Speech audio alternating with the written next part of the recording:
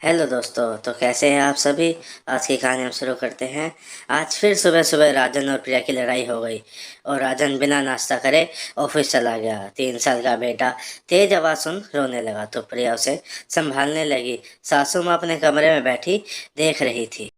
कितना सुखी परिवार था, प्रेम से भरपूर। प्रिया अपने पति और सास को बहुत प्यार करती थी। सारा घर अच्छी तरह से संभाल रखा था। पर अचानक क्या हुआ कि प्रिया एकदम से बदल गई। उसकी शिकायतें और डिमांड खत्म ही नहीं होती थी। उधर प्रिया बेटे को सुलाकर रसोई में नाश्ता बनाकर सासू माँ को दे कुछ बिना खाए पिए बिस्तर पर लेटकर रोने लगी। कैसी किस्मत है मेरी, कोई प्यार ही नहीं करता। और एक मंजू को देखो, उसकी सासू माँ और पति दोनों कितना चाहते हैं उसे। कितनी देर में सासू माँ प्रिया के लिए 2 पराठे और चाय लेकर कमरे में आती है और उसे नाश्ता करने के लिए कहती है, पर वह मना करती है। पर सासू माँ डांट कर खिला देती है। उसके सिर पर हाथ फेर कर कहती है, क्या हुआ, काफ़ी दिनों से दुखी देख रही हूँ। तुम परेशान रहती हो, 4 साल हो गए तुम्हें इस घर में आए हुए।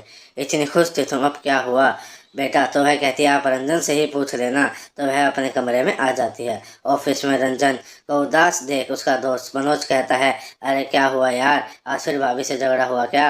अरे कुछ नहीं, कोसता हूँ उस दिन को जब तुम्हारी भाभी अपनी छोटी बहन की शादी में गई थी और वहाँ उसे अपने मामा की लड़की मिली थी। उसकी शादी को 3 साल हो गए पर मिलने का मौका नहीं मिला था।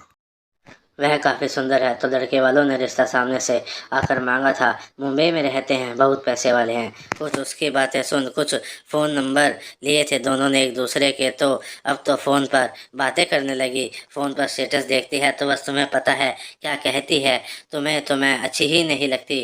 कभी कोई तोहफा नहीं देते, ना बाहर खाने के लिए लेकर जाते हो, ना घर में मेल लगाते हो। बताओ यार, कहाँ से लाऊं इतना पैसा।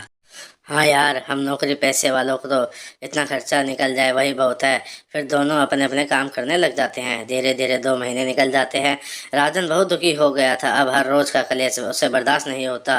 राजन की माँ कभी बहू को समझाती कभी बेटे को, पर बात नहीं बनी। एक दिन राजन ऑफिस से घर आता है तो उसकी माँ कहती है, तुम्हारी बुआ के जेठ के लड़के की शादी है, मुंबई में तुम्हें जाना पड़ेगा।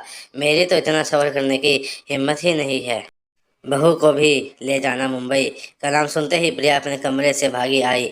मैं भी जाऊंगी शादी में और मंजू का आलीशान घर भी देख कर आऊंगी। राजन कहता है, प्रिया बुआ के ससुराल में शादी है, ऐसे वहां जाकर इधर उधर घूमना अच्छा नहीं लगेगा। मैं नहीं जा